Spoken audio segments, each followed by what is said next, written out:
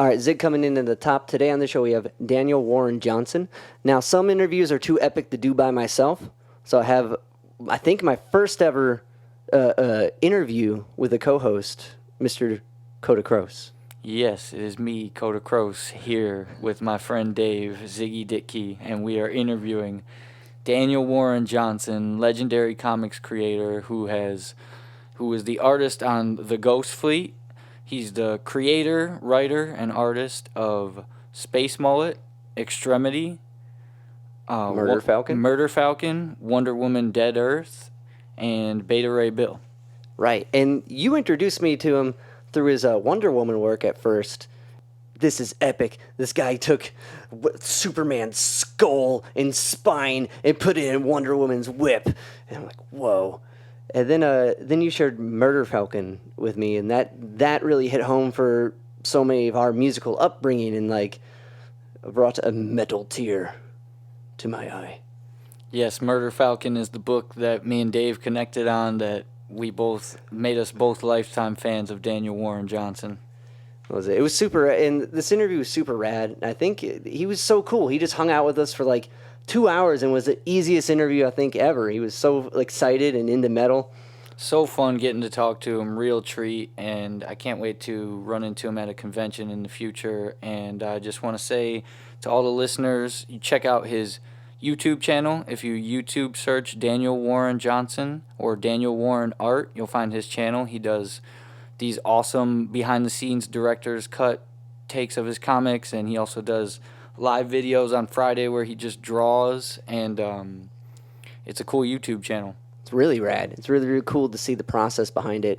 Also, Beta Ray Bill, issue 4, should be coming out soon. June 30th. June 30th. Issue 3 came out. If you're not buying Beta Ray Bill, you got to buy it. It's an amazing comic book. We are going to be getting our copies at Comics R Go in Sheffield, Ohio. Shout out to Eric and Ed from Comics R Go. And I hear they got a cool jingle. They might be having a cool jingle coming out soon by a cool band. Yeah, and they also do those really rad live stream sales. Yes. When do they do those? Tuesday nights. Tuesday nights on Facebook. 7 to 8:30. Comics R Go. All right, if you can like, rate, subscribe, and review the podcast on all the podcast platforms, it helps me and Coda keep talking to awesome guests and getting insights to share them with you. So without further ado, Daniel Warren Johnson. I think it'll work. All right. Awesome. Cool. So to jump into it, you started with teaching too, right? I did. And I did. How'd that, like, what was the straw with that? Well, yeah, my parents really wanted me to do a teaching degree for college. I just wanted to do art. I didn't really want to like go to school to be like a teacher. But I basically I got my teaching degree because my parents wanted me to. And so I remember student teaching was like really rough. I really did not enjoy it. I had trouble. In my experience, you kind of like need to become a different person when you're a teacher. Yeah. And like kind of put on like a different face. And I'm really bad at that, like what you see is what you get. And I was not good at like kind of taking on that role and like changing my personality dependent on the classroom. So that was really a challenge for me, and I did not enjoy it at all. And, I could see like when I was in student teaching that I didn't really like it. But then I had a middle school art teaching job. Oh no. Basically land in my lap. Yeah. So I thought maybe it was like a sign that I should be a teacher. Cause like I literally, like I basically like someone recommended me. I didn't even apply. Sick. I walked in and, they interviewed me and she's like, okay, so you have the job. I'm like, okay. Total school rock moment. Seriously, that's like literally exactly what it was like, but the art version. I'm coming in there and I don't know. I mean, like I went to school for it, but I had no idea what I was doing, and it's really hard. And I know the first year is the hardest year, and I didn't make it the second year. I just could not deal. I could not deal. It's tough, and middle schoolers are the worst. Middle schoolers are like 7th grade was the most challenging. Right. Well, they're cool enough to almost know themselves, but Yep. young enough to not, but Yeah. old enough to not do the fun stuff. Like Yep. elementary's rad. Those kids, they'll down for whatever. They still think Bob Yep. Ross is cool. You know what I mean? But once you get Oh, past yeah. that, it's a different story. I felt like sixth graders too were like they were still young enough that like I could still, they're not trying to be cool in that way, Yeah. whereas like seventh grade and eighth graders are like they're not very good at it, but they're like they've like kind of figured out how to be cool in their own way, so they can be reasoned with. But seventh graders, it's just absolute insanity. Like their bodies are changing and they're just all over the friggin' place. It's true. It's true. And well, at that point, you're almost in high school, so you're almost doing that "Who am I" route. You know what I mean? Yep. Eighth grade's Yep. the platform for that. Totally. The kind of step even further back. When did art become the way for you to convey yourself? Was it art or music first, or was it like a blend of the two? It was definitely art first, because I Okay. remember drawing like Power Rangers when I was in first grade. Yeah. And I would just do that all the time. Yeah, like Power Rangers was one of the first things that kind of exposed me to like stuff that like wasn't the action Bible. But I did read a lot of the action Bible as well. Whoa. We were literally just flipping through that before the podcast. Really? It just happened to be sitting on a piano in his house, and I was like, "What is this?" And he was like, "You've never seen that?" Oh, dude, it is a classic, and there's some like legit like golden age illustrators in there, like comic book guys. That's kind of what we were saying. We were like, "Whoa, this is legit." Oh yeah. Oh yeah, they're no joke. I don't know I cannot remember the names. I have a copy at my house that I grew up in that is lying around, and I really want to know who else is in there. That's like not. I just really want to know. A lot of those old school illustrator guys, they were church going folk. For sure. It's super interesting. Like a teacher at my work, he's like, he gave me that. It was like he's an interesting character, but he gave me and the art teacher that. And it just as like a gift. That's why it's on the piano. Oh, okay. But we were looking at it, and it's so funny you bring that up.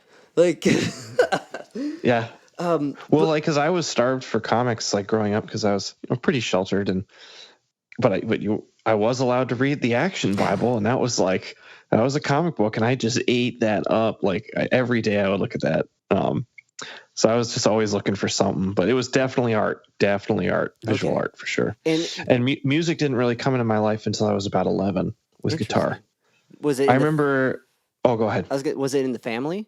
Was guitar around or? No, my dad always wanted to learn, but he never really did. And my mom was kind of a lapsed piano player. Okay.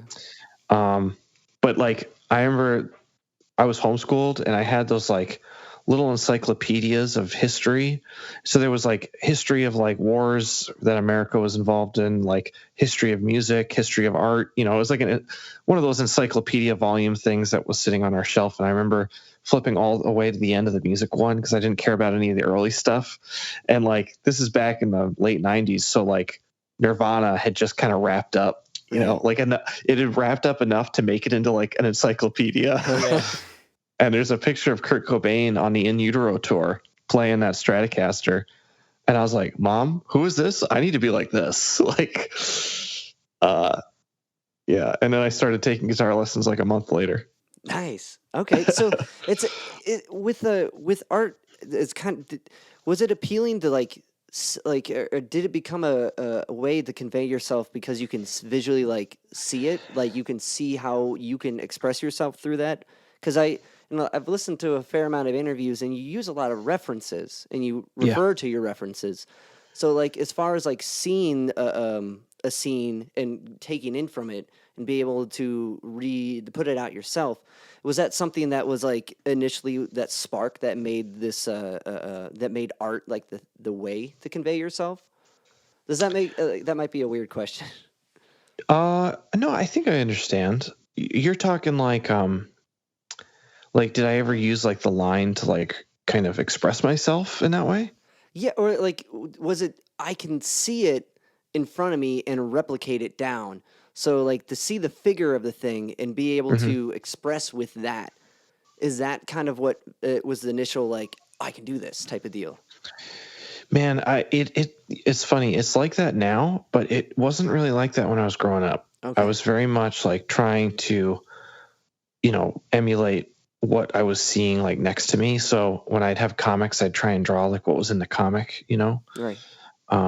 Whereas now, I have like a lot of like art books and reference books and stuff, but like I always kind of use it as like a vessel. Like I'll just look at it to kind of know what it looks like, but I won't be like taking from it exactly. So like if I look at a picture of like a specific gun that I have to draw, like I'm not like rotating it in Photoshop and like, it's like I see it and I'm like, okay, I can kind of figure it out from there.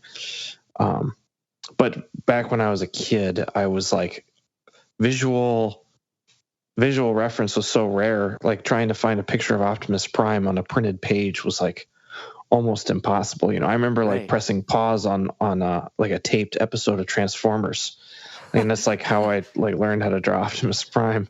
That's like the equivalent of someone being like, "Oh, I learned eruption from the record. I had to go back and burn it out." That's like that's so cool. Because when the internet wasn't there, you couldn't just look it up. No, right. And like I remember there was some crappy comic that my grandparents gave me or something. It was like a terrible comic, maybe Richie Rich or something not cool. And on the inside, or there was an ad for the Transformers movie that had like just come out on VHS. Yeah. And I remember like, so there's like, it's an illustration of like, it's like a lineup of all the main characters from the movie, and Optimus Prime is right in the center. And I treasured that thing for years. It's crappy like Richie Rich comic that I was like, well, there's a really cool picture of Optimus Prime in there that I've used a million times over. That's awesome. That's like the greatest hits record you can't get rid of because it's got that one cool version of Walk This Way or whatever that's live. Or like the acoustic version of While My Guitar Gently Weeps. Oh yeah, there you go. Yeah, it's like the best version. Just on this random. It was collection. Only on. Yep. Yeah, you know what I'm talking about. Yeah, I think it was like called Love or something like that. Yeah, I always think it's on a specific one, and I get it on vinyl. I'm like, oh, While My Guitar Gently Weeps acoustic version is on this one, and never is. Nope. I always like make the mistake. Yeah, that's sick. So the kind of like moving forward, so art became the way of expressing yourself and conveying yourself, and there was finding the rare gems that you can learn from. When you like went to study with like, because I've heard stories about your figure drawing teacher, and they had a big impact on you. Was that like because like this is like next level and now you have access to things you didn't have before, or was it just like kind of the charismatic persona of the teacher? Well, I remember trying to like draw muscles and guys with like big guns in art class, and my teacher was always like, "This looks terrible." Like, it's one thing to want to draw like this, but like you got to be good at it. Ouch. And, she was saying the quintessential like you must learn how to master something before you can like stretch it or make it bigger. Right. Like she's like, basically you can't draw a muscly guy until you can draw a normal person with like normal muscles. And then once you have that base, you can like blow things out of proportion and then it'll look cool. And I was like, fine. But I remember like we did sculpting once, which I thought was BS. I hated sculpting, and I was just kind of doing whatever. And we were supposed to sculpt ourselves in the mirror. Like you're looking at yourself in a mirror and you're supposed to sculpt like a life-size head sculpt of yourself. And I was kind of fudging the nose, I was just like, whatever. Like, this is kind of my nose. And my teacher walked by. Her name was Rosetta. And she just like took my nose on the sculpture and she just ripped it off and threw it on the ground. She's like, you're not sculpting anyone's nose. You're sculpting your nose. She's like, you got to make it look like your nose. And so she would just like drill that into me. So I've learned from a very early age how to draw what I actually see, not what I think I see. Which is, when you ask like a little kid to draw a house, they just do a little triangle and maybe a little chimney or whatever. But for a lot of us, we don't like necessarily learn how to elevate, how to see a house past that. Right. It's like we think in our head, oh, I know what a house looks like, and you just default to these lines that you've learned that you just think but you haven't actually taken the time to like see. And that's something that's hard to get through to adults now. But I learned that on really early, and it's thanks to Rosetta. that's a deep lesson because even on a philosophical point, you're seeing more of what's there, and like it's interesting. It's almost like the Plato's idea of the figures, right? Like, or maybe I'm thinking Aristotle, the idea of the figures. Like everyone has like an idea of what a house is in their mind or a tree, and that's why we all know what that is. Yep. But the kind of branch into that. So there's this like draw what you see, not what you feel, not what you think. The in your work, you've quoted, I've heard in interviews, you've say like you have to put yourself into it to fully express yourself in your stories. So Sure. when was that crossover of being able to get past just what I see and what I feel, or what I see and into what I feel? Well, a lot of that is from kind of like my style of storytelling and like actually like writing and making stories like out of thin air, seemingly, Yeah. which is kind of magic if you think about it. But so I try and be respectful of the craft and like my ability to do so. Sometimes it gets lost, with deadlines and everything. But I would say that it's a really good question, and I think drawing has never necessarily. I won't say drawing has come easy to me, but it's just something that I feel like is a gift, and I've worked really hard at it. But it's always been harder for me to make like a story, like to write a script, than it is to be like to draw a drawing. So the only way for me to be able to really make something that I feel like is of value is if for me to put part of myself in it. That seems like the only way that I can really make something that I'm going to feel okay putting all my time into. Right. So like, I've tried a lot to make stories that like I could just, they might be kind of boilerplate, and I make them look really cool and kind of get through the story. Just whatever, it's gonna look fine. I'll just like work off this structure and then draw it, and it'll look cool. But I've never really been able to finish those projects because they don't have the lifeblood to keep them going. If part of me isn't in the project, I can't really finish it. It's as simple as that. I've never finished a project that like wasn't worth finishing. Right. So, and a lot of times I'll just have to like shelve something now, like where I have this science fiction book that I'm working on, and it's like super epic, kind of sci-fi opera vibe. And, it's close, but like I haven't really figured out my role in it and like how to put myself into it. So the visuals are friggin' awesome. Like I'm 110% confident in that, but the story is not there yet. So I just kind of sometimes it just takes time. Right. Is there like, as far as like is there a creative, like, because that is an aspect that is kind of vague and you can't writing, there's tons of books and like methods on how to write, and it's really particular to the individual, and like, inspiration strikes those who are working, right? Do you have like a creative, like a routine you do to kind of exercise that muscle? As far as like making new stories, not really. They just kind of come and go. Or Wait. rather just come and then I write them down and try and like bottle them away. There's not a ton of stuff that I would say is, well, first off, I don't get that many ideas. I should say that. I'm not like actively thinking about ideas every day. They're pretty rare. So I always get self-conscious when I hear writers being like, I have so many ideas and just not enough artists to make them, or, not enough time. And I'm like, oh my God. I'm like, I need more ideas. Humble brag over there thinking of stuff. Yeah. Oh yeah. Well, like I don't, so it's like, well, because I know, well, they know it too. All the writers know it too. It's so hard to make stuff from nothing. Right. So even just like you get an idea that might be kind of cool and you're like, oh, but then I have to make this work and that work. And your brain goes down the trail of like starting something new. So a lot of times I write everything down that I think of, even if it seems bad. But a lot of times for a project to really take hold and be like the next thing that I do, it has to have some sort of like real fire behind it.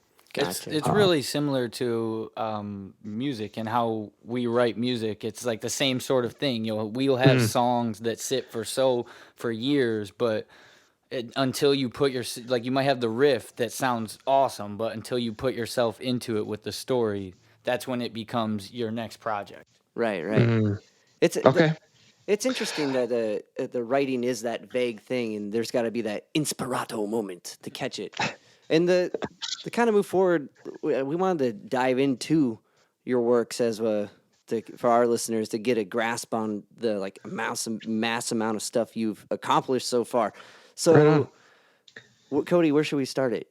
You had more specific questions. I had some question. Well, you mentioned Optimus Prime. I was curious with Ghost Fleet. So Donnie, you did this book pretty early in your career with Donnie Cates called Ghost Yep. Fleet, and Donnie's from Texas, so he has this obvious connection to truckers and trucks and big rigs and that whole thing. But for Yeah. me, I kind of thought your connection would be Transformers and Optimus Prime, Yeah. because being from Chicago, I don't think you have that same sort of.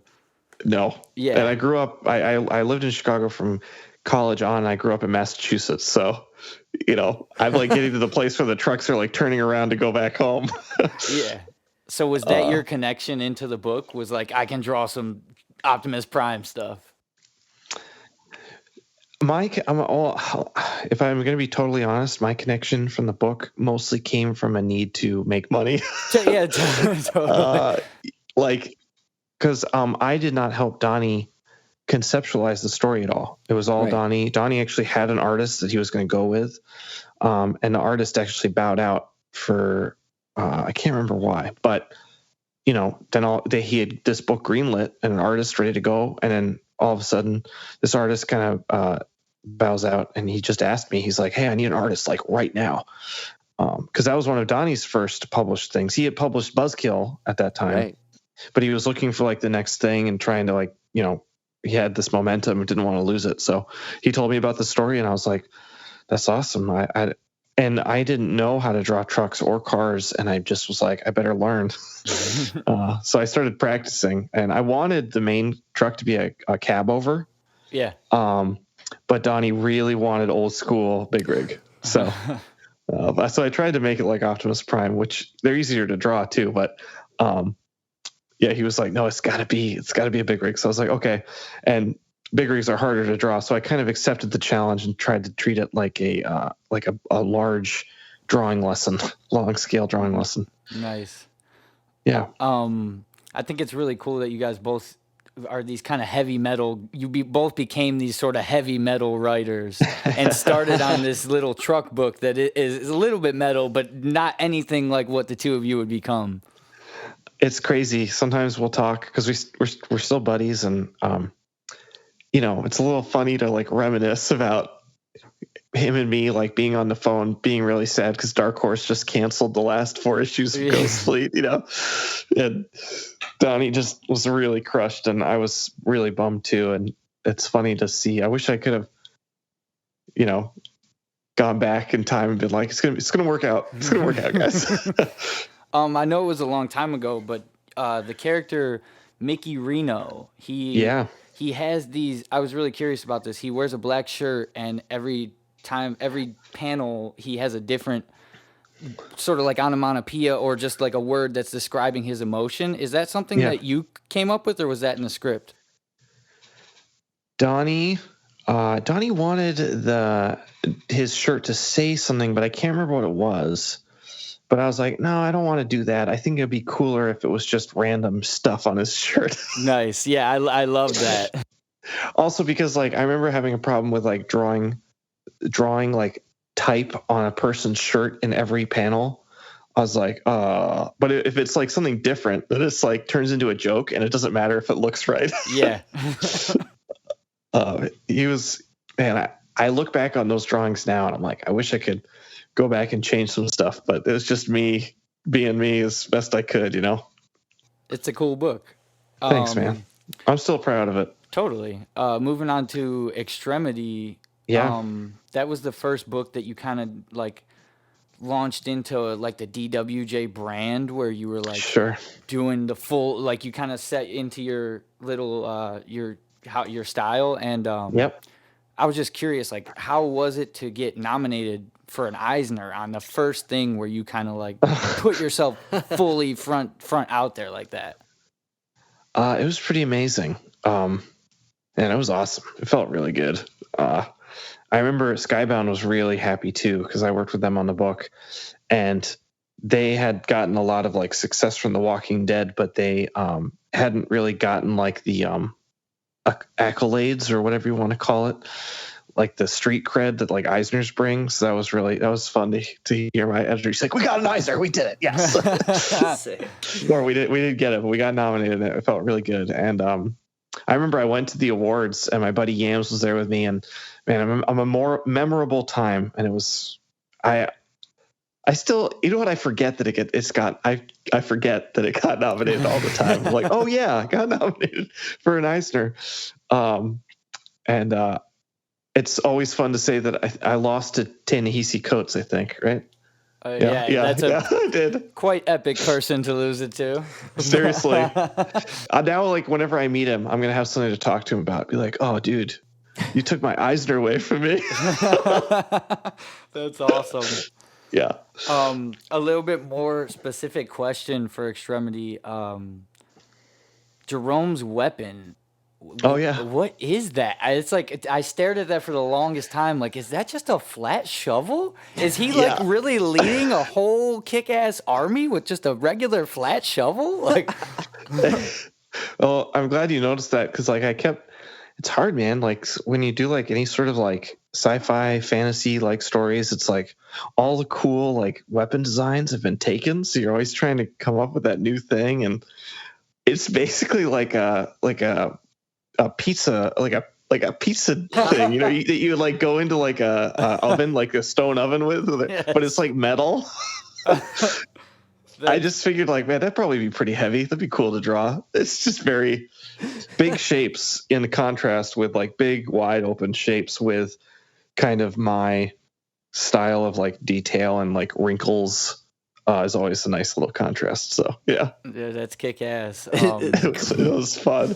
He was gonna have a bone, like just a big old jawbone weapon with like a handle, but I don't know why I changed it. I think I just really wanted him to have a big old blade. It's like the less is more approach. You know what I mean? Yeah. It's just like this is hilarious. That's awesome. I wish I could get back into my own head when I was like designing these characters. Totally. Do you take any influence from Kevin Eastman? Oh man, I mean, maybe a little, but I haven't looked at his work enough to like honestly say, you know, Kevin has been an inspiration for me. Why? What makes you say that? I'm curious. You guys both have that Jack Kirby thick line. Like there's like this kind of like a. There's some art that's pristine and there's no cuts to it, or you know, it's straight line. But you got these cool like artistic strokes and things, and like really expressive, like, kinetic style. And also, your guys' process. He's the only person I've ever seen that has a process sort of like you, where you do the like how you do a script for yourself, and then you do thumbnails. And then you draw based on your thumbnails. I'm pretty sure that's what Kevin Eastman. Okay. That's awesome. Oh man, I didn't even think of that. And that's cool. It's interesting because I talked to Kevin Eastman a few months ago, and like it's also the kind of he had a team, right? He had him and Peter Laird. You're doing it kind of just solo dolo, both story like. So I was wondering if maybe that's the kind of I don't know, maybe I was putting my own influence on what I was seeing. But that's cool. But and I don't know, pizza slicer, you know. Yeah, there you go. Yeah. Okay, jumping into Murder Falcon, I'm sure me and Dave could talk all day about this. This, like he said earlier, this book really resonated for both of us on so many personal levels. We are two adult males that wept whilst reading this metal story where these guys are playing metal to fight monsters. And like it got to 2 points where we're like, this is sick.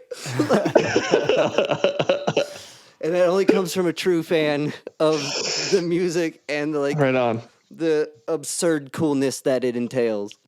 Oh, I'm glad you guys dug it. That's awesome. That's great to hear.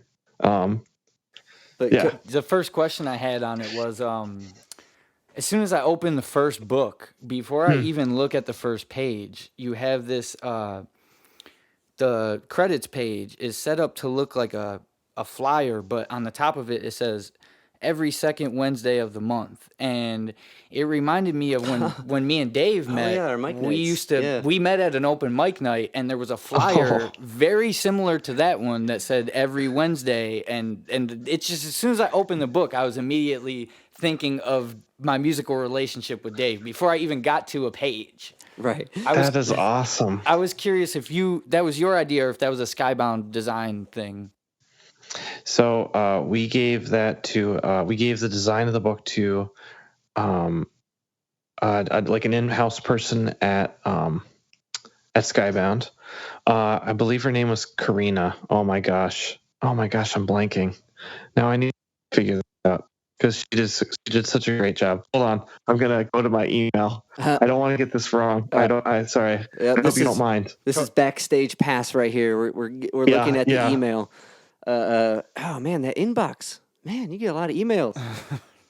I do get a lot of emails. Let's see.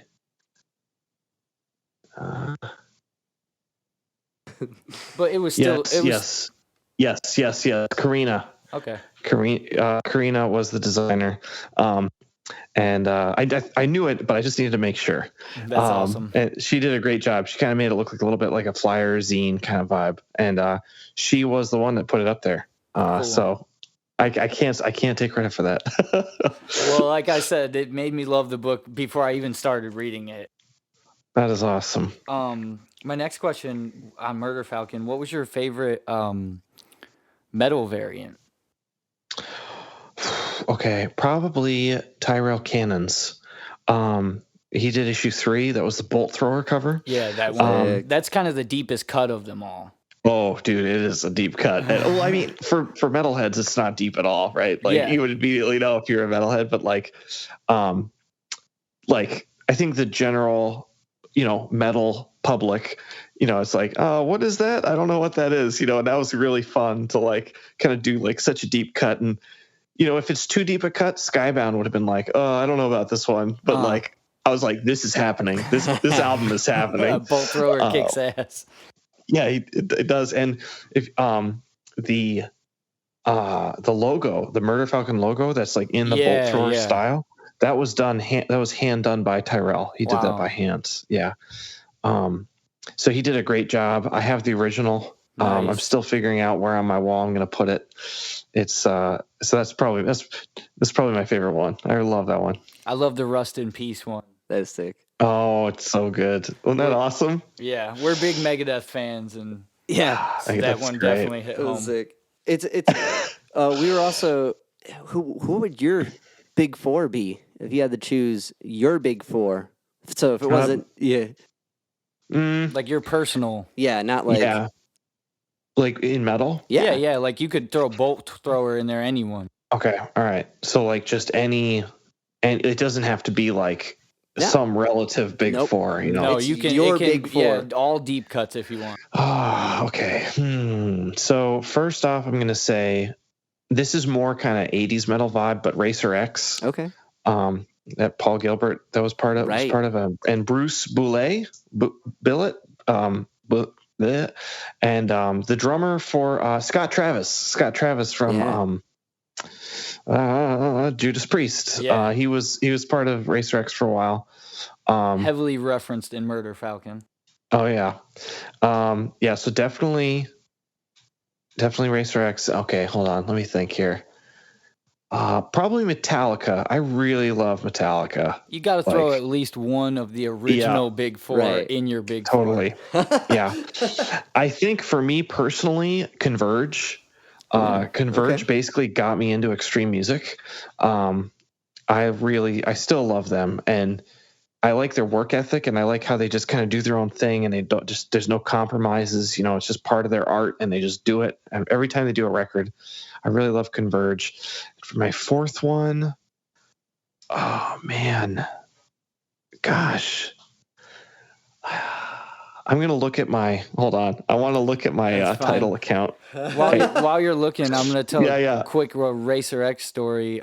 Yeah. So I was reading when I was reading the first issue, and one of my favorite techniques in comic books is when a writer uses a song to sort of score a scene. And whenever I see that, I immediately stop reading, put the song on, and let it rock. So when I saw the two Racer X songs kind of lined up in a certain way, I placed them together to where they would sound like they did in the book, and it made that scene like one of my favorite scenes in the book. And That is awesome.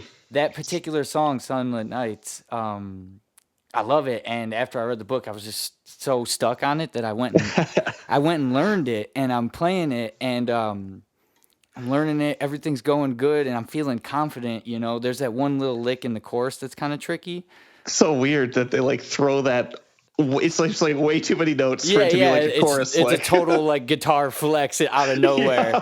Like during the chorus, during the vocals. Yeah, so things are going good, and then I'm like, get to the solo and the tab, and I'm like, oh, I'll try it. And then before I know it, I'm like on the ground basically crying because I just tried to learn a Paul Gilbert solo, and I just didn't even like see how silly of an idea that was. Like, it's tough.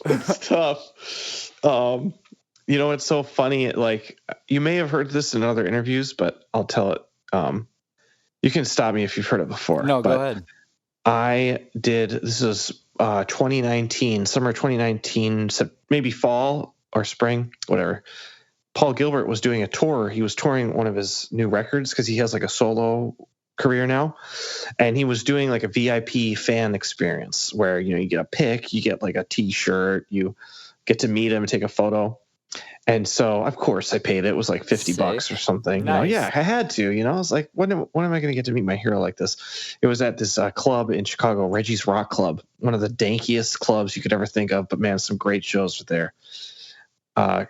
And so we're all in line to like shake Paul's hand and get something autographed, you know.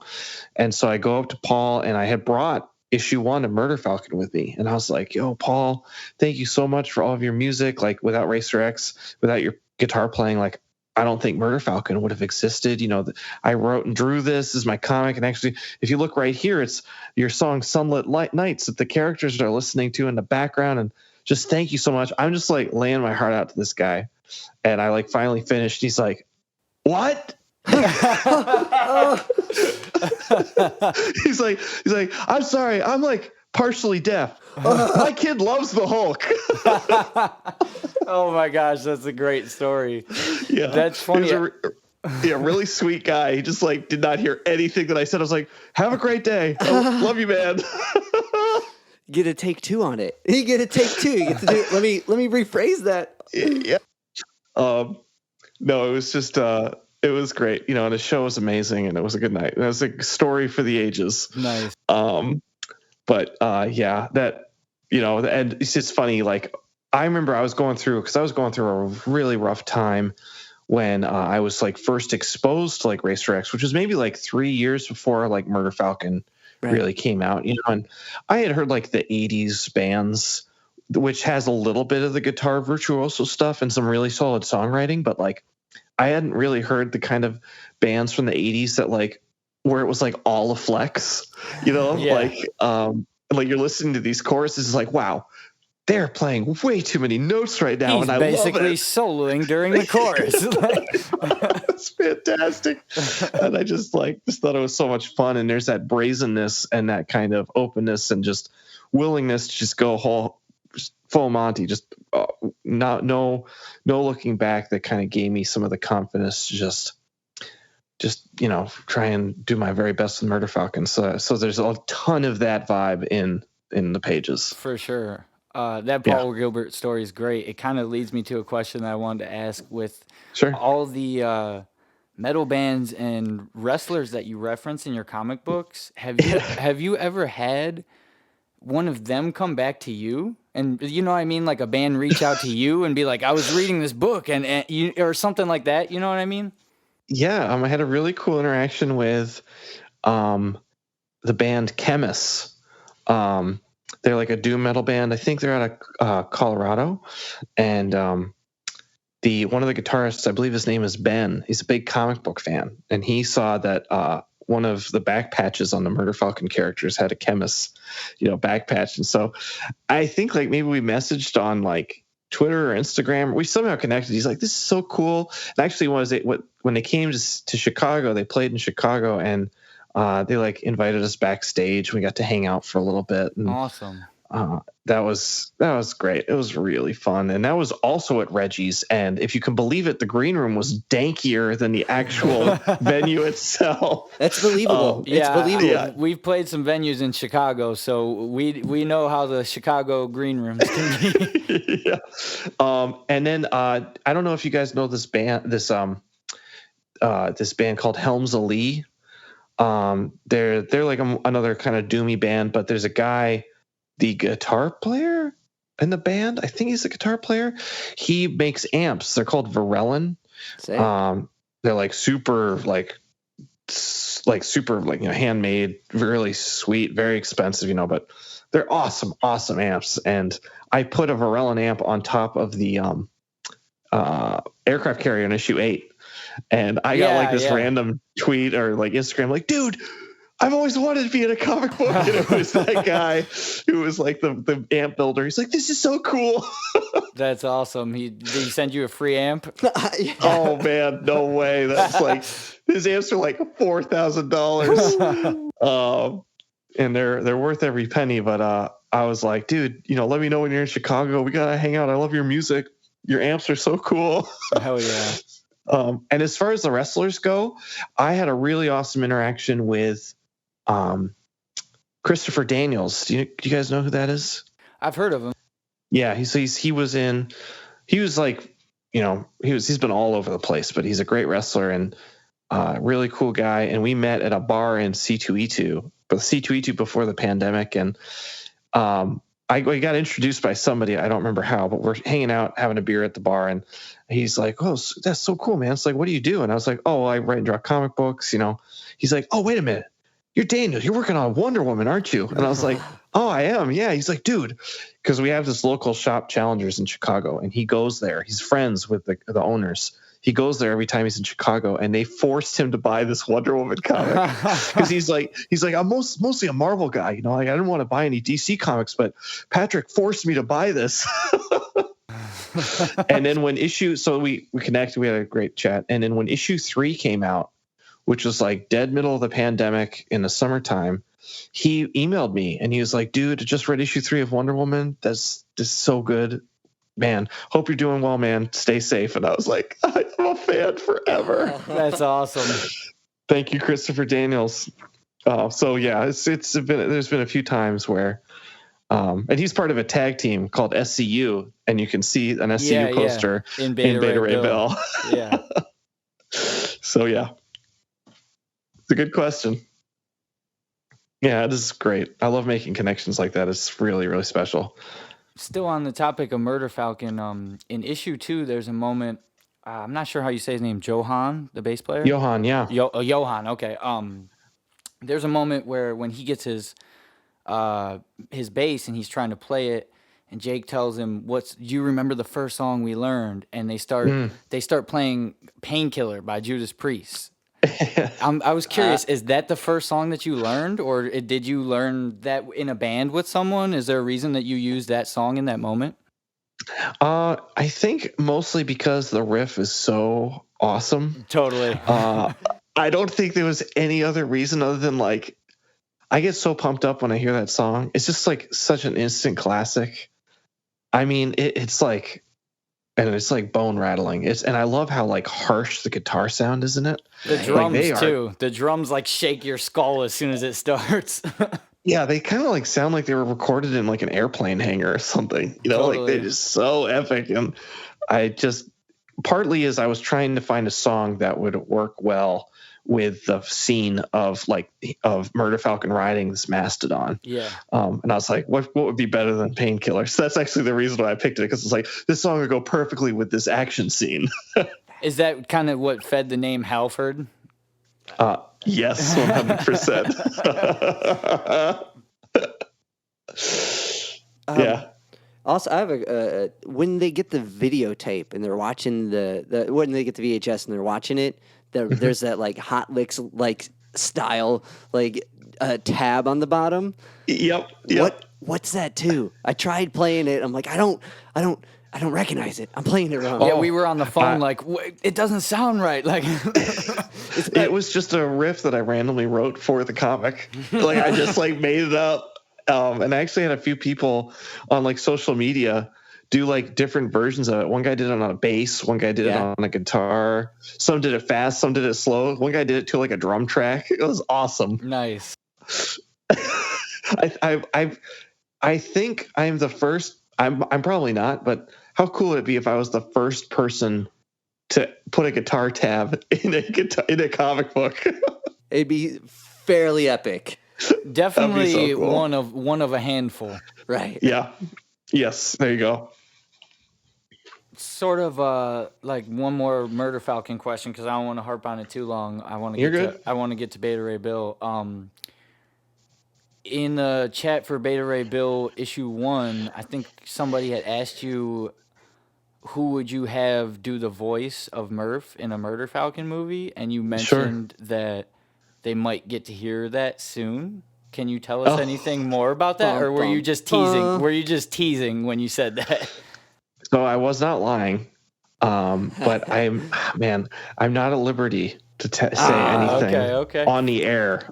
Ask me when we're off the air. Totally fair. Before we leave Murder Falcon, I have a couple questions on it.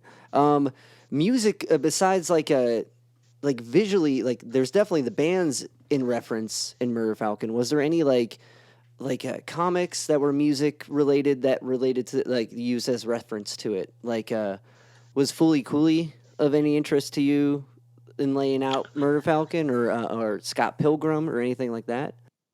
So I really liked both those things, and I actually watched Fooly Cooley to make sure I wasn't like accidentally stealing from it. No shit.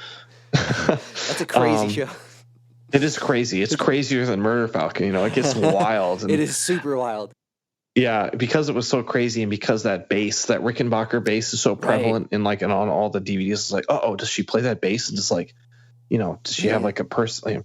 But it was very clear that was not the case. That was I mostly watched Fooly Cooley because I just was like making sure I wasn't like accidentally taking anything. And then as far as Scott Pilgrim, I really liked the kind of just like this happens because it happens element. Right. And I had read that series like twice over by the time like I had written Murder Falcon, and there is something very different about it. So I can't really say that I like actually like used it as reference. Cause even then, like the visuals are very playful, but like, and at no point really is there like avatars that come, in like insofar as like with I have him right up there, Scott Pilgrim.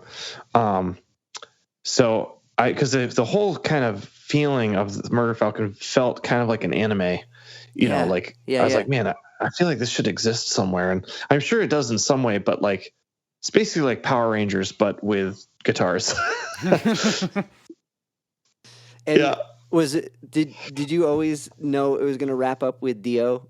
Like spoilers for anyone who's listening, but that's okay. I mean, it's been long enough. So it's I can't officially say that it's Wink Dio, that's right. That's right. Fair. No, but very, the fact that very fair. Very the fact that you just like pulled that, that was the goal. Okay. Okay. But that was like earlier you have like a couple tears. Yeah. That moment was the like they start pouring out. Yeah. I think, I love his music so much, and he seemed like, obviously, like all I have are like scouring the internet, YouTube videos of interviews he's done and all over the internet, and he just seemed like such a positive person. Right. It just felt like, he was like such a figurehead. It just felt like such a good way to go out. I remember I specifically did not ask Skybound for permission. Nice. Sick. Breaking the law. Yeah. But for those listening, it is definitely not Dio. Some random guy with a triangle haircut. Yeah. Also, before I got one more murdery Falcon question before we move on. So you claim to not be a musician, and you put these videos up of you just shredding. And there's one on Instagram. There's one on Instagram of you playing over. It's just like a drone note, right? It's just like, and you're doing this really rad melodic thing, and it's like that's very musical. He's saying he's not music, but it's not just guitar fiddling. It's very well thought. And then you get to the shreddy bit, but it has this contour in like all these elements of music, which most just guitar fiddlers don't have. So Sure. music, you are very much a musician, though you claim not to be.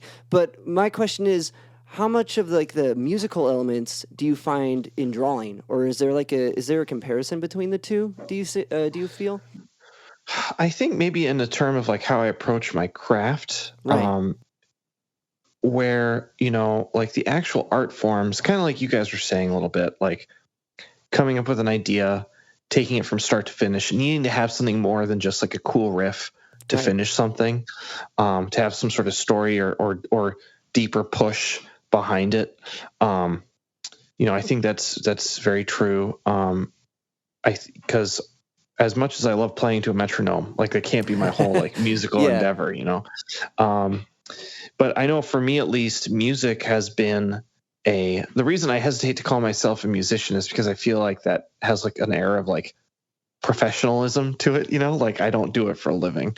And one thing that I found, when I started making rent money or paying rent with like comic books is, life just kind of, I still really love what I do. I'm so thankful, but like because I'm doing an art form that I'm getting paid for, I don't like to say that I'm like compromising, but like it just, there's an air of like, what is the word?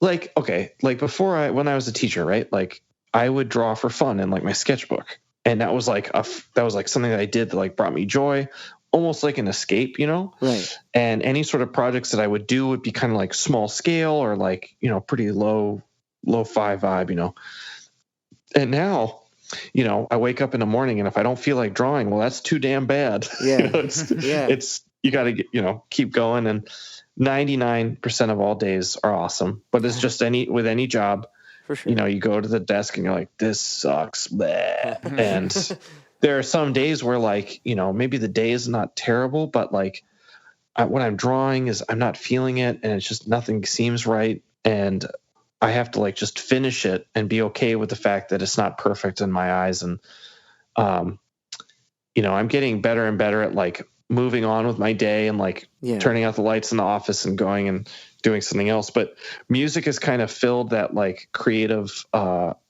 freedom that I've kind of lost a little bit with like drawing for a living. So when I work on like music projects, they're like kind of very chill and, I am a bit of a gear hound, which, is no good, but it's kind of taken the place. Like I remember I would used to buy like Copic markers, and that was like my thing, and now I buy guitar pedals. But like, so music has definitely kind of taken that place for me of like kind of an escapist kind of. Gotcha. I love to do it and it's so special and I want to keep it that way. So, that being said, I'm like slowly working on my little concept album, Yeah. All right. Yeah. Shredded to death, kicked ass. Right. Dude. For sure. Oh my God. I have this like kind of, when it comes to like making new things, especially when I don't know what I'm doing, like when I worked on SPACE-MULLET, I just kind of ball myself up and just kind of throw myself at it, warts and all. And like, I had no idea how to mix. I literally, the day I made the first track, I was like, oh, hard pan guitars, right and left. Cool, I'll try that. Did you program the drums on that? Yeah, we were trying to figure that out. I had Easy Drummer 2. Oh, okay. I remember. So like I when do that like came the out. little like the little tap to find feature. I'm like, I want some double bass. And I got like a little MIDI keyboard, so I could like so what I would do is like this is in what's not Logic, GarageBand. Yeah. Right. like a freaking GarageBand, you know. I'm like trying to play with MIDI in GarageBand, which is like does not want to be played with, and just trying to fudge my way through it. And I did a little bit, and I listened to that now, and I'm like, oh my god. And then like as the tracks progress, they get a little better and a little better. So, but what's cool about that is like I was like, I'm gonna do this, right? And then I was like, wow, okay, I have to do this. I have no idea how. I just kind of threw myself at it and did my best. To speak on, I showed that I have a friend who runs a studio, and I showed him your tracks, and he's like, I like how those programmed drums aren't impossible.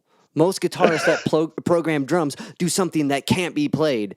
So that also speaks on your musicality. Even like so much of any creative thing is learning and going into it and accepting failure in a way that helps you aid on forward. And a lot of people fail and they just let the head first in the face or face first in the sand and don't move. That's one thing. Like I was kind of embarrassed that I had to do program drums, which I guess is silly to say, but it's just like I didn't know any drummers, and I don't have the money necessarily to like throw it like making tracks that you can download for free. Like, what am I going to like pay a drummer $500 to like track these or one, you know, if you're like doing like a pro drummer session, you know, it's like, no way. And then I get to get these raw drum files and I'm not going to have any idea what to do with, you know? So I'm just trying to play to my strengths as best I can and make something that's fun. Well, it's important because that's how you build those weaknesses is playing the strengths. And like, it's interesting with art or music. A lot of like when we talk about or when we look at language, if a baby tries to talk, everyone's like, "Oh my God, that's so cute! It almost said the word mom." And like if you like draw a house that is just the lines and the thing, and they're like, don't give up your day job. You know what I mean? Like, and it's interesting that we don't accept that learning later on with other creative endeavors. So that's a good point. Perseverance in going through that's such an important skill set and discipline to learn. And I'm gonna try to turn this into Beta Ray Bill. So cool. So real quick before we get to Beta Ray Bill, I wanted to mention your Batman story that you did. Oh yeah, that was rad. How was it getting to do Batman? Is he a character that you have a particular affinity for? I mean, I've always loved Batman, and his stories were some of the first ones that I ever really ingested, like as a comic book reader as a kid. You know, so I really love his stuff. I really love Batman's stuff. But you know, I've never really had an idea that I could call I would feel like comfortable pitching to DC because it's like, shoot, you know, talk about a shadow. So did they approach you for that? I mentioned that I wanted to do it. I remember I mentioned to my editor Andy Curry that I was working with on Wonder Woman. I was like, "Hey, is it true you guys are doing a black and white Batman story?" And he's like, "Yeah, why?" I was like, "I want to be in that." And I basically I was like, "Can you get me in that? I want to do that." And he's like, "Let me see." So he fit me in. Thank you, Andy. Yeah, it's a cool story for our listeners. DC is doing a black and white Batman series where each issue has a few different stories by different creators, and Daniel got one in issue 4, and I thought it was a really, really great story. Thank you. It was really fun. I realize now just how difficult chess pieces are to draw. Never again. Never again. Yeah, I never thought about that. They're little pieces, you know? They got the detail. It's like drawing plates at a dinner table. Yeah. Oh, God. It's terrible. So I most of the time when you see people eating in comics, like the table is like right at eye level, so you don't have to draw like those plates like from above, like with a slight ellipse. Oh my God. Oh man. Well, I've never thought about those little things like that though. There's little drawing hands is hard, but that's what I find so interesting about your director's cuts that you do, because you get this unique perspective of not just drawing but writing and just the whole comic book process. You really kind of show it all. I think that's really cool. Right on. Did because being homeschooled, is that kind of what brought you on to handle all this yourself? You know, to be like writing and because that's a deep trait that comes from, not everyone takes on that burden. And Is it? I don't know. Where I'm going with that, but where'd that kind of come from? That work effort to be able to pull both together, like I I think mostly I was so lazy growing up, like homeschooling. I was like the PJ pants loser kid, like who was like not getting enough work done.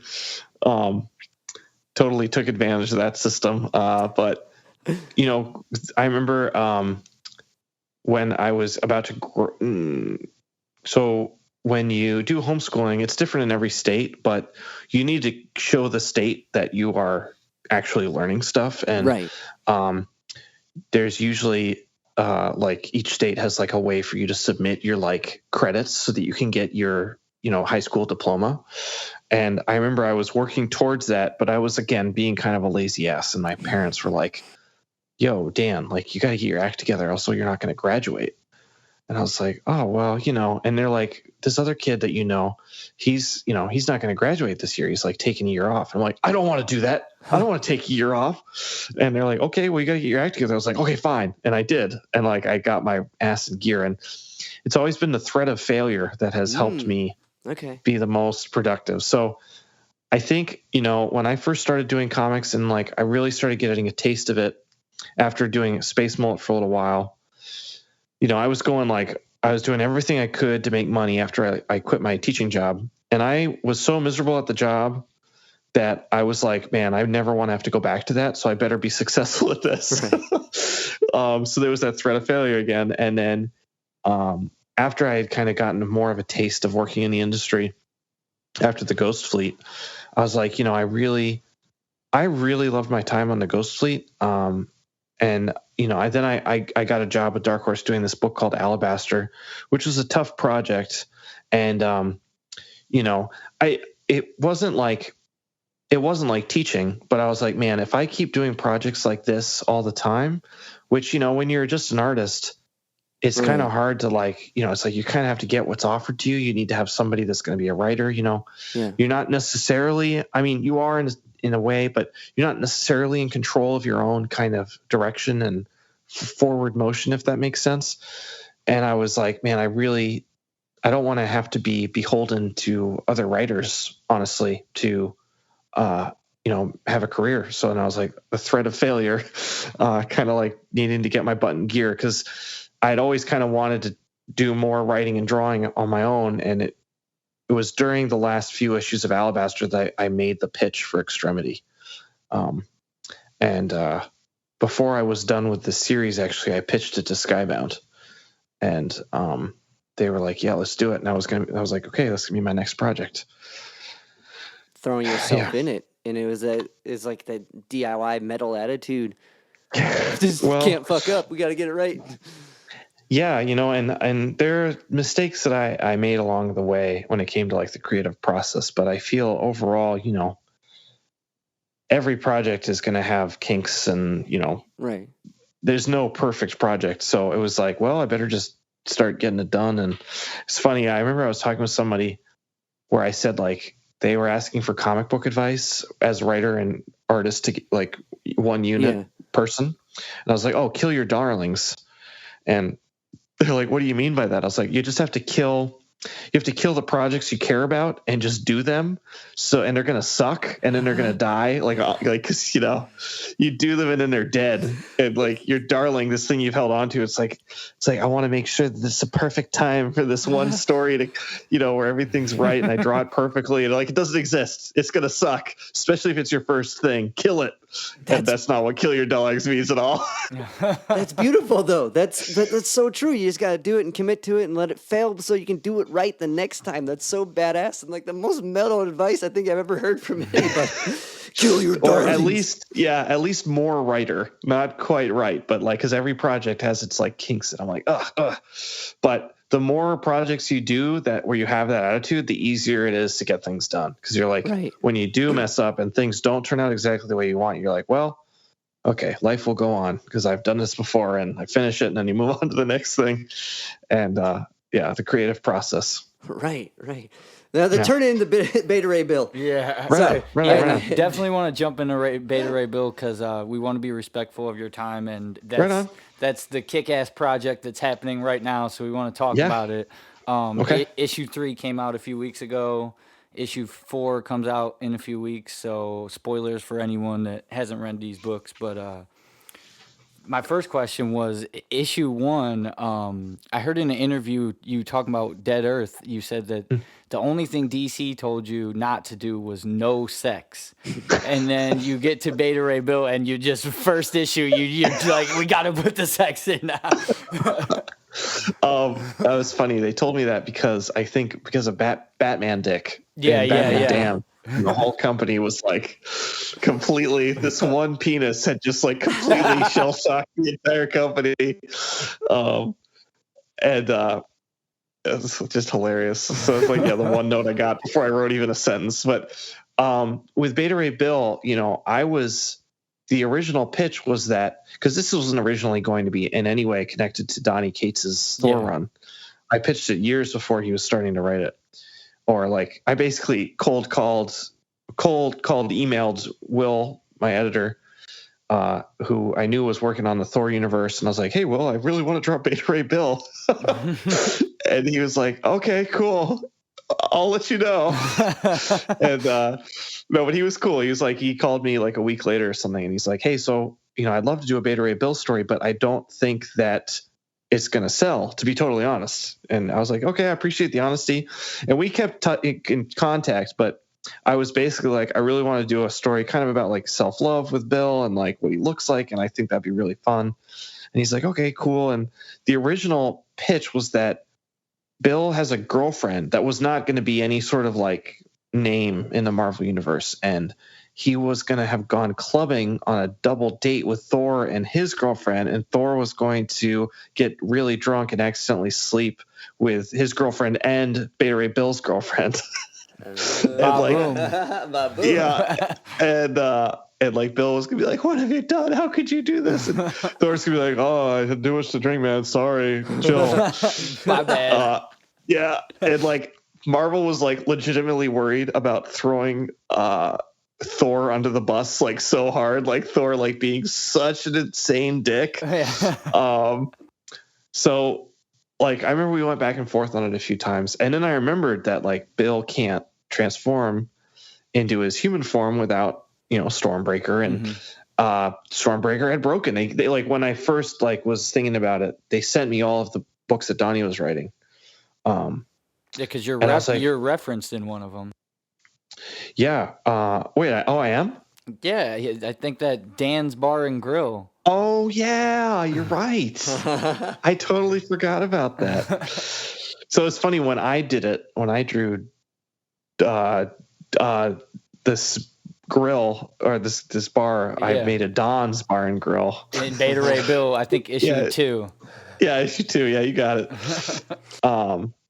But so, it all kind of worked out perfectly, because when I was thinking of this Beta Ray Bill idea with the threesome, the accidental threesome, this was before I actually worked on Wonder Woman. So I was like playing with this idea in my head, not sure. I see. I thought it was one of those things where they're like, you don't want to do something until you're told you can't do it. Right.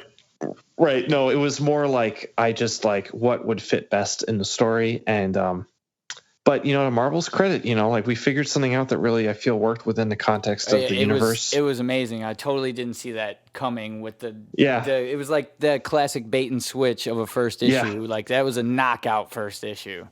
Thank you. I love how Marvel allowed me to have a little pillow talk in a Beta Ray Bill comic. Yeah. And also the way that I wrote it too, I was trying to save face for Sif. Because I like, I didn't want her to come off like a crazy, like unfeeling person. And I didn't want her to come off as like an unfeeling person. So if you actually read the scene, like Sif is like trying to say something and like Bill like kind of cuts her off, and he doesn't really allow her to like express herself. He just kind of walks out. And so you don't actually know what Sif was going to have said. Like Bill is kind of like putting it all on himself before she even has a chance. Like, hey, let's talk about this. Let's be healthy about this. And he's just like, no, I don't. I'm not blind. He like walks out, which is like I feel like a lot of us would do. Exactly. But, As someone who's been in that moment, that's usually how it goes. yeah. Where it's like, it's a lot of times it's more about the self rather than the other. So, thank you, Marvel. What was it like getting to interview Walt Simonson and kind of like pick up his whole torch? Is he a big influence on you? A huge influence on me. It's funny. I wanted so bad to like meet him like over Skype or something, and they're like, "It's going to be an email interview," and I'm like, "Okay, fine."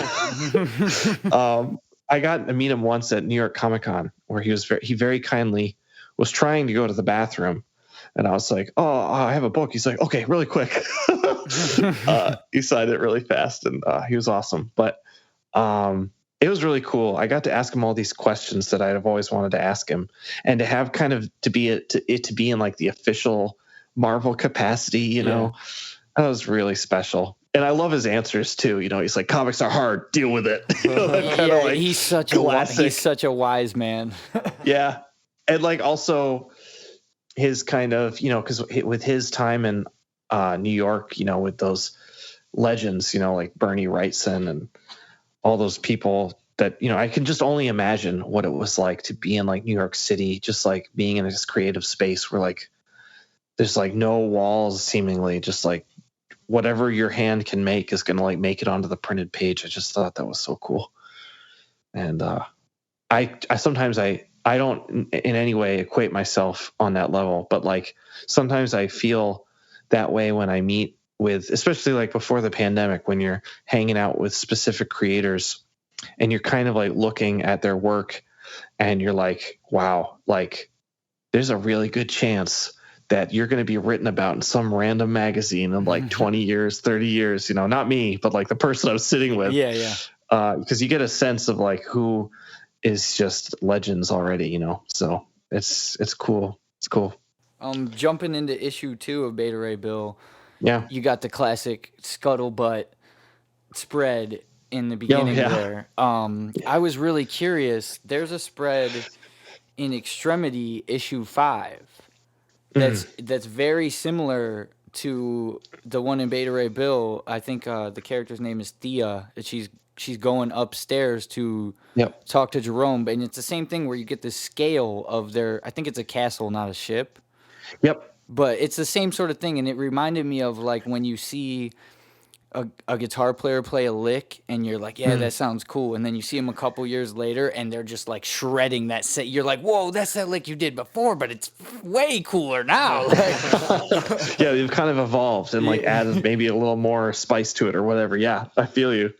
That's awesome. Am I in the right direction? Were you kind of bouncing from that one you did before? I think, it's funny, like a lot of times when I finish a project, I just kind of leave it in the dust. Like I remember finishing issue 12 of Extremity on Friday. And then literally on Saturday, I got on a plane to Ireland and like took a vacation with my wife. And I like never thought about it again. Sometimes I do, but like when I started that spread, I like totally forgot that I had done like another like cutaway. Because what was inspiring me this time, so the cutaway was in the Extremity one was more or less like trying to show like it was like a storytelling thing, because like that castle is so prevalent in the whole visual narrative of the story, like it shows up in the beginning, it's in the middle, it's in the end. So it was kind of like it was and like I wanted this moment of kind of like reflectiveness with the kind of like hanging out with their dad. Totally. Whereas in Beta Ray Bill, it was mostly just like a flex. Like there's no reason. That's what I'm saying. That's what I mean. There's like no reason for there to be him like a 2-page spread of him walking from one end of the ship to the other. It's completely ridiculous. It's the live Paul Gilbert solo where he's extending the notes. Yeah, totally. And like I was mostly like just wanted to have a ton of fun and do something so over the top. Like no other Marvel comic is going to do this. Nobody's going to spend the time. And like that shit took me forever. Find a way to sneak Murph in there. Yeah, there's so many little details in that. One of the details I liked was you had the ping pong thing earlier in the issue, but there was a Yep. room in the spread with these pinball machines. Do you have a connection to pinball? I have no connection to pinball whatsoever. I just Nice. thought it would be fun to throw it. That's awesome. There's a shop around here. They sell comics, but they're more of a pinball shop. And my friend works Awesome. there, and he loved that little detail that really spoke to him. That's great. Awesome. As far as issue 3, there's a part where Scourge is crying. Yeah. And he's saying "so beautiful." I might be totally off on this, but is that a reference to the Shia LaBeouf meme where Shia's like in the theater crying and he's like "so beautiful"? Oh gosh, no. You know, no, you no know, idea do you know about- which one I'm talking about? No, I'm like so not internet savvy. Sorry. I just thought that might have been like a little reference. He's doing the sort of same thing that Shia pulls off in this thing. Oh, that's hilarious. Man, Shia LaBeouf was a huge part of my childhood with like, was it Even Stevens? Yeah. Yeah. Oh man, every day. I wanted to shout out Mike Spicer too on issue 3. He's just, I mean, every issue of Beta Ray Bill, he's been really killing it. But issue 3 with the axe, the colors on the axe were Yes. just so insane. Great. There were some panels in issue 3 that just like, I do my very best in the black and white line art, and I'm like, man, I think this looks pretty good. And then Mike just like elevated them, just kind of like took my breath away. It's like, oh my gosh, this is so good. I feel very lucky to have him working on my stuff. So thank you, Mike. He's a very talented guy. Yeah, you guys have a great sort of like almost musical relationship where it's like a bouncing off of each other. Yeah, and it's so funny. Like I give him virtually no notes. Like I think when I sent him the files, I was like, this happens. This is like the fire issue. There's a lot of lava. Okay, that's it. Oh, and I was like, I think I may have told him that like I wanted the axe to be like along the same lines color wise as like Scuttlebutt, but I was like, other than that, go to town. And then I'm like maybe asking for like 3 or 4 changes throughout the whole book. It's like, it's crazy. He's so good. Yeah, he's also been killing it on Swamp Thing over at DC. Yeah. Man, I'm so glad he's got work. He's the best. To kind of wrap things up, I think we have like a few sort of like random, more lightning round type of questions if you want to get into them. Let's do it. I love lightning round stuff. You have these kick-ass names in your comic books. Everything you name always has the most kick-ass name, even if it's only on a page for 1 page. I was curious, do you name your guitars? Oh, good question. I don't. I just have never. You got to save them for the comic book names. Yeah. I got to. Yeah. Anytime I think of a cool name, I'm like, I write it down. I'm like, it goes in the comic book. If you could do a comic book with a crossover with 1 wrestler, 1 metal band, and 1 comic book character, who would you pick? Oh man, probably Kenny Omega because he's one of my faves. As wrestler wise, I would love to do. My favorite band of all time is this random band from the Tooth and Nail days, like the early 2000s, called Me Without You. Okay. And the last one, favorite hero. Oh gosh, dude. Oh, favorite hero. Maybe. Oh, frick. I love Archangel. I love drawing Archangel. So Nice. Maybe him. Have you ever done any art for bands? Like I know early in your career you did a little bit stuff that wasn't comic books. Have you ever done any sort of like stuff like that? I did one album cover for a guy in South America. Whoa. But I don't like. It was very early on. Like really, I think I charged I'm like gonna have to hunt $100. that down. You could look it up. It's called. I think the band. It's like a hip hop guy. His name was Spitta. Nice. SPITTAH. Yeah. And I did one record for him. Awesome. One record cover. I think I charged like $100. Sweet. And yeah, other than that though, no art for bands. That's cool. I was recently listening to an interview with Joe Quesada, editor-in-chief at Marvel, and he was asked who some of his favorite his favorite artists that are like popping off right now, and he mentioned your name, and he said that. Oh, really? Yeah. He said that you had just signed on to do another Marvel book after Beta Ray Bill, and I'm not trying to prod you on that, but no, that's cool. I was just curious if you would ever be interested in signing an exclusive with Marvel, or do you more prefer being able to bounce between your creator-owned books and that? Oh man, when was this interview? It was on This Week in Marvel. They're like main they had like a 500th episode, so they had like a bunch of sort of promotional style interviews, and that was Joe's interview, and yeah, you were one of the first people he mentioned. That's awesome. Well, thank you, Joe. Man, I don't know what he's talking about when it comes to, like, I honestly don't. I haven't signed on to do anything new at Marvel. So, I mean, I don't know. Talk to me, Joe. Let's work something out. Maybe it's the other Daniel Warren Johnson. Oh, yeah.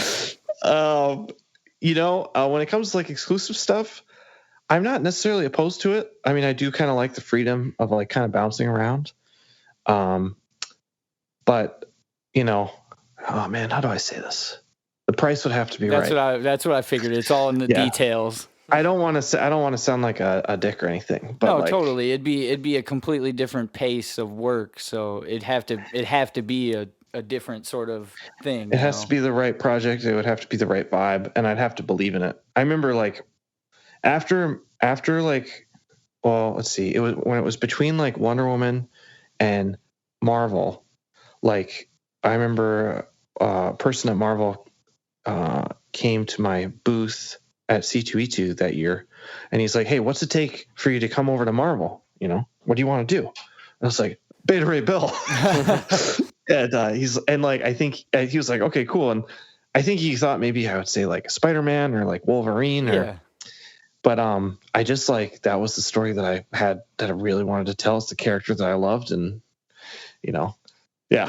He's one of my favorite characters, and I also wanted to say how cool it was the way you announced it on that was so weird, and I totally as a fan fell for it, and I'm looking at my phone and I'm like, did he draw a fake Beta Ray Bill cover for a fake book? And then when I realized it was real, I was jumping up and down, and my little sister was like, what's going on? And I'm like, you don't understand, Daniel Warren Johnson's doing Beta Ray Bill.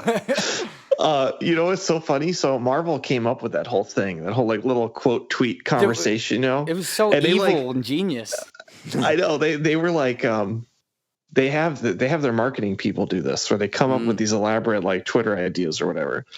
And they had me, so they're like, then they're sending me an email which literally says, and then Daniel will say, they like in red like what I'm gonna say, and I'm reading it, I'm like, I would never say that.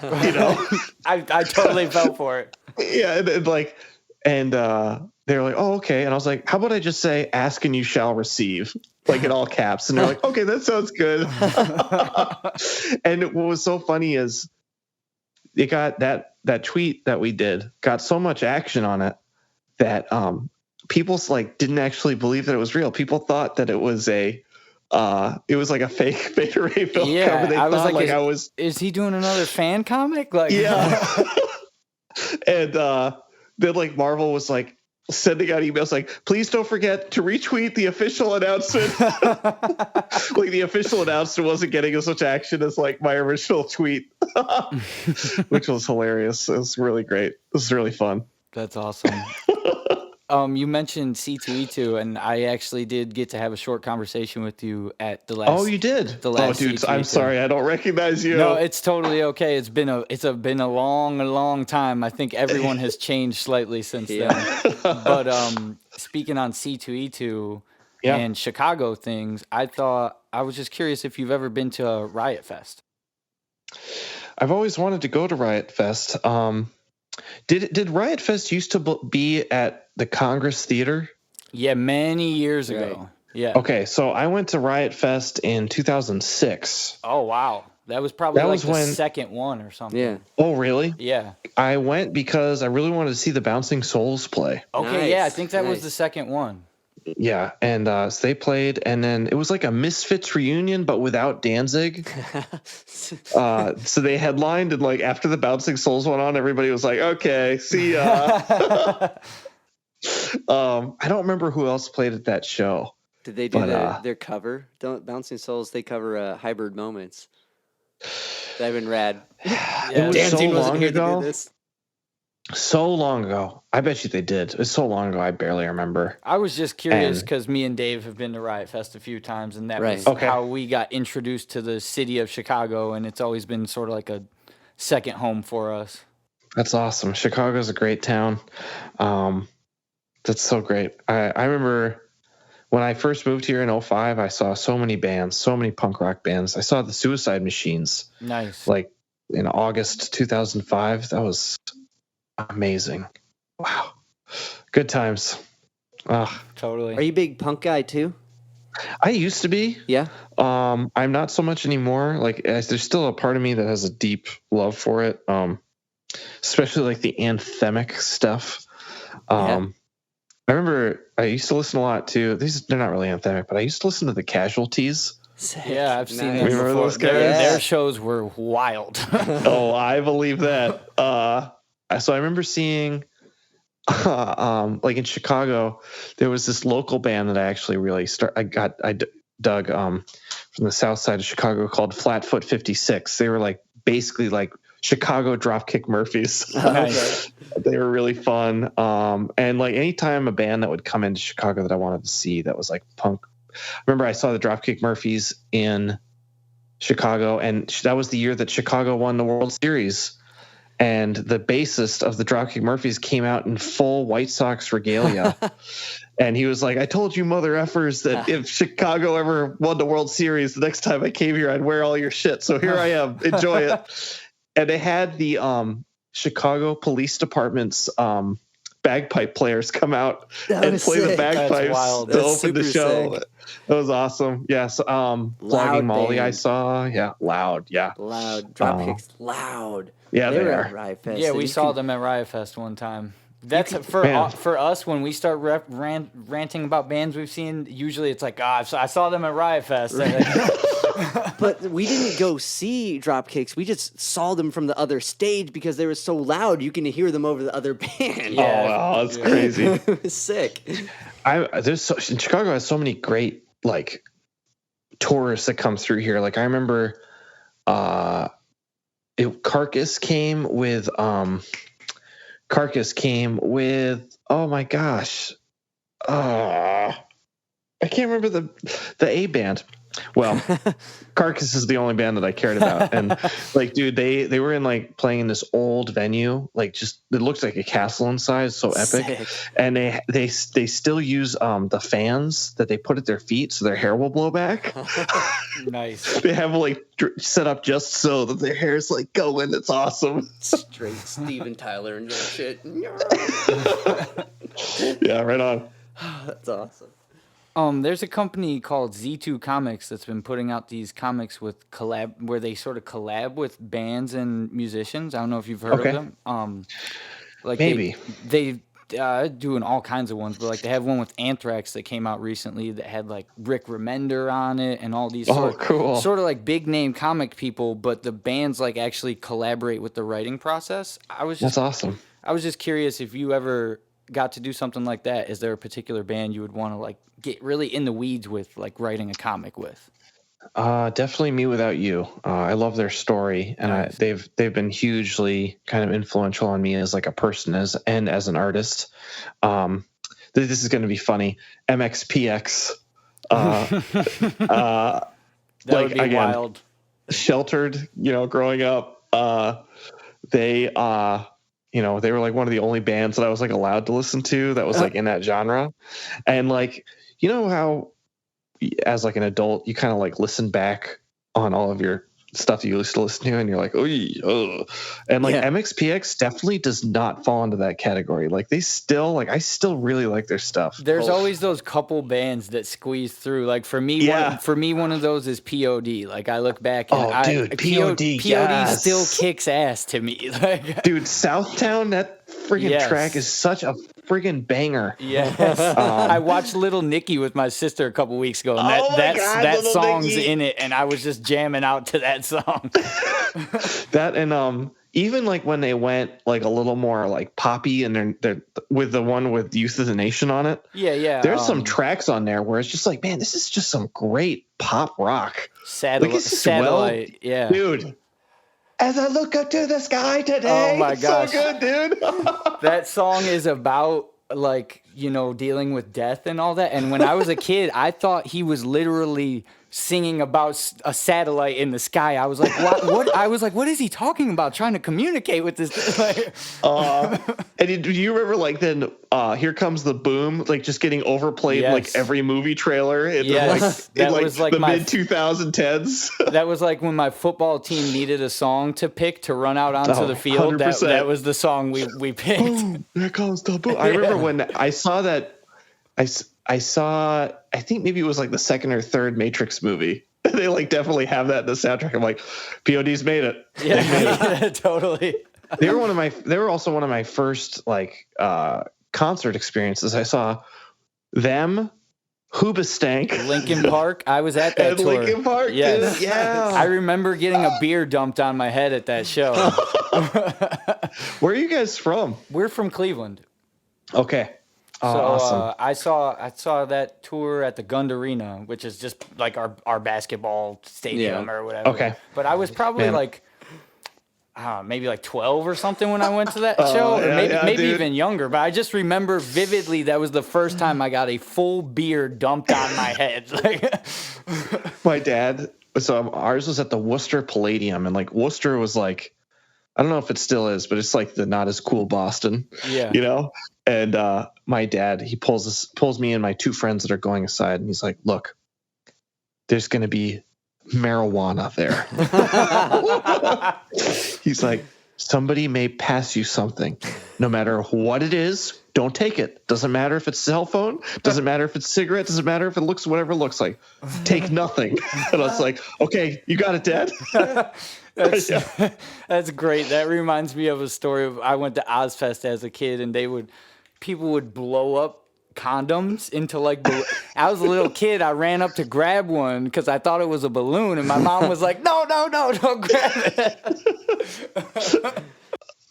Oh, that's awesome. I remember seeing a Sabbath with Dio on the that last tour they did.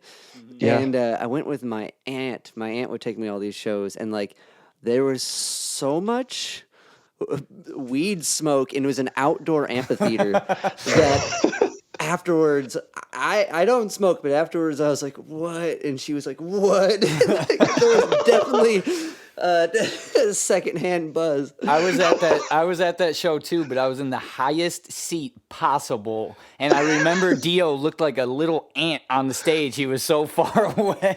But he killed it. Yes, it was kick ass. That's awesome. Oh man, very cool. Well, we really appreciate you chatting with us. This has been such an awesome conversation, of course. Daniel. Yeah, man, of course. One last question before we wrap up. Sure. You mentioned collecting pedals earlier. Yeah. I have a friend, and I believe he's a mutual friend.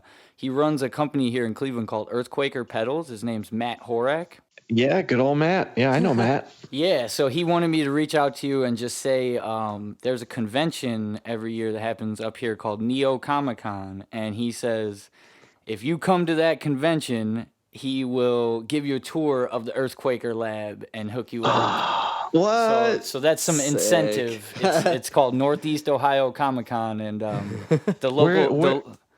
When is it?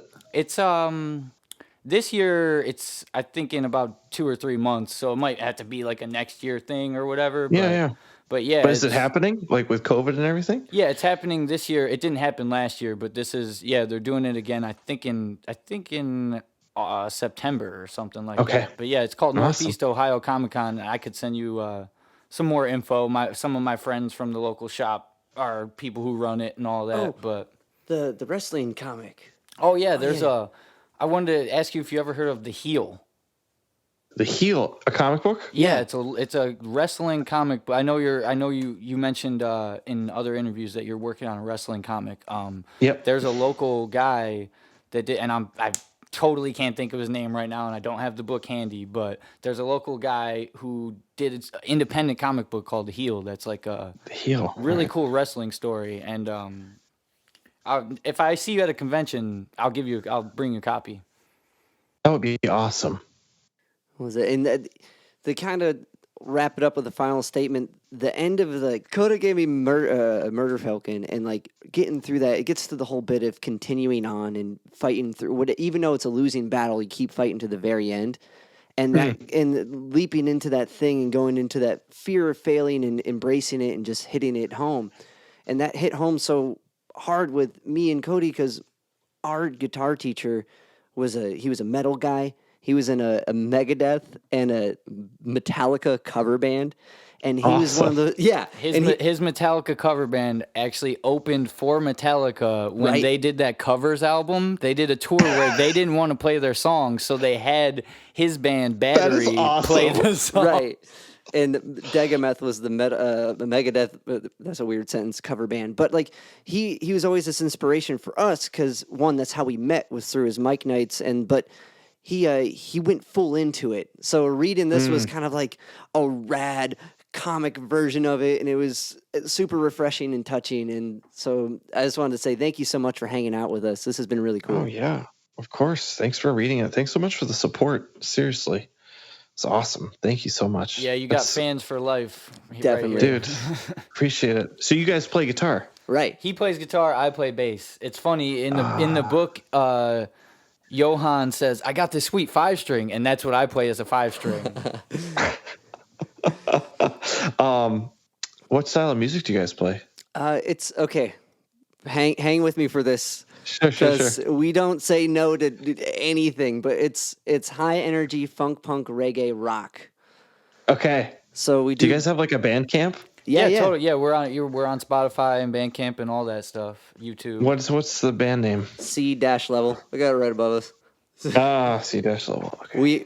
When we were at Riot Fest, we met this band called Illinois. Do you remember those guys? Oh yeah. I always wanted to do a show with they them. were like, let's do a show, C-level and Illinois. Like, But Awesome. as far as guitar work, it bounces everywhere, but a lot of it is 12-string acoustic guitars ran through Marshall amps and a lot of open tunings. So we put out a record last year called Burn Your Own Gasoline that we got some heavy bits in that guitar-wise, hopefully you'll dig. That's awesome. Oh, I'll check it out. thank you. C-level. I have your Facebook page here. Say. C-level is a high-energy funk, punk, reggae rock band from Cleveland, Ohio. Right on, dude. All right.